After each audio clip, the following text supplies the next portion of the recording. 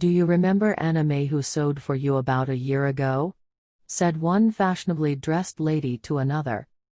"That pale, quiet girl, who made up dresses for the children. The one I sent you."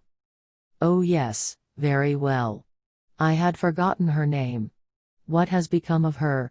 If I remember rightly, I engaged her for a week or two in the fall, but she did not keep her engagement."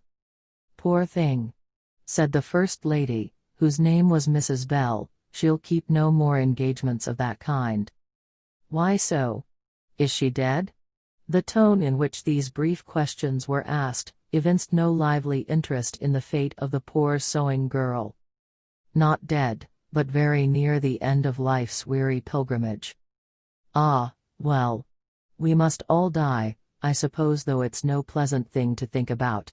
But I am glad you called in this morning." The lady's voice rose into a more cheerful tone. "I was just about putting on my things to go down to Mrs. Bobinet's opening." "You intend going, of course. I shall be so delighted to have you along, for I want to consult your taste about a bonnet."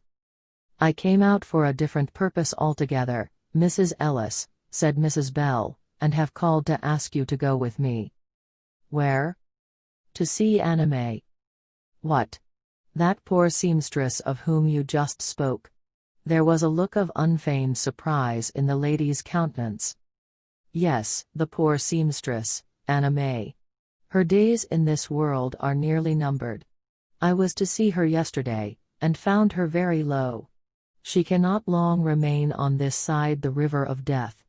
I am now on my way to her mother's house. Will you not go with me?" "No, no," replied Mrs. Ellis, quickly, while a shadow fell over her face. "Why should I go? I never took any particular interest in the girl. And as for dying, everything in relation thereto is unpleasant to me. I can't bear to think of death, it makes me shudder all over." "You have never looked in the face of death," said Mrs. Lee. "And never wish to," replied Mrs. Ellis, feelingly. "Oh, if it wasn't for this terrible consummation, what a joyful thing life might be." Anime has looked death in the face, but does not find his aspect so appalling. She calls him a beautiful angel, who is about to take her by the hand, and lead her up gently and lovingly to her father's house. There came into the face of Mrs. Ellis a sudden look of wonder. "Are you serious, Mrs. Bell?" "Indeed. The mind of the girl is unbalanced." "No, Mrs. Ellis, never was it more evenly poised. Come with me, it will do you good." "Don't urge me, Mrs. Bell. If I go, it will make me sad for a week. Is the sick girl in want any comfort? I will freely minister thereto. But I do not wish to look upon death. It is nice to see. Go with me, then. The experience will be something that accompany you through life. The image of scaring monster is in your mind, you may now have it displaced by the form of an angel." "How strangely you talk, Mrs. Bell. How can death be an angel? Is anything more terrible than death?"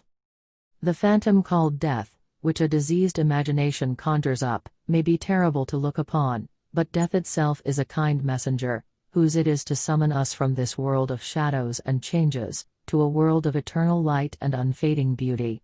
But come, Mrs. Ellis, I must urge you to go with me. Do not fear a shock to your feelings, for none will be experienced."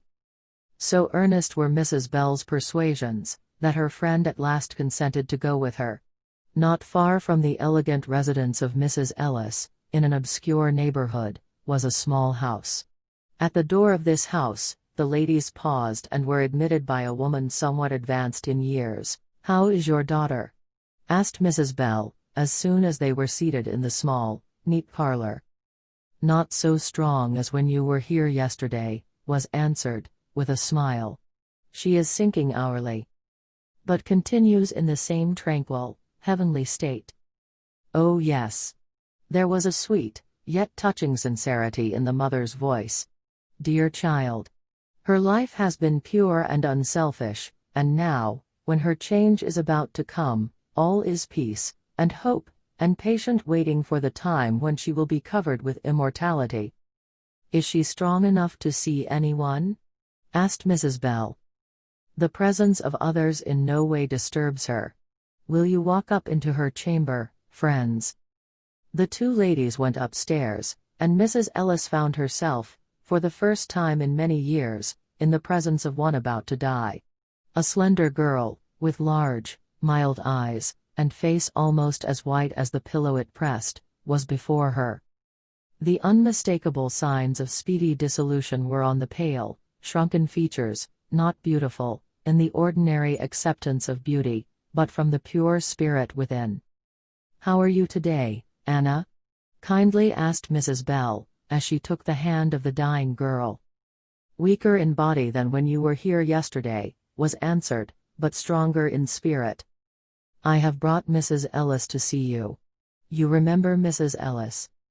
Anna lifted her bright eyes to the face of Mrs. Ellis, and said, "Oh, yes. Very well," and she feebly extended her hand. The lady touched her hand with an emotion akin to awe. "Death. Death," she questioned with herself, "can this be dying?" "Your day will soon close, Anna," said Mrs. Bell, in a cheerful tone. "Or, as we say," quickly replied Anna, smiling, "my morning will soon break. It is only a kind of twilight here. I am waiting for the day dawn." "My dear young lady," said Mrs. Ellis, "is all you say? Are you so calm, so hopeful, so confident of the morning? Forgive me such a question, at such a moment. But the thought of death has ever been terrible to me, and now, to see a fellow mortal standing, as you are, so near the grave, and yet speaking in cheerful tones of the last agony, fills me with wonder. Is it all real? Are you so full of heavenly tranquility?"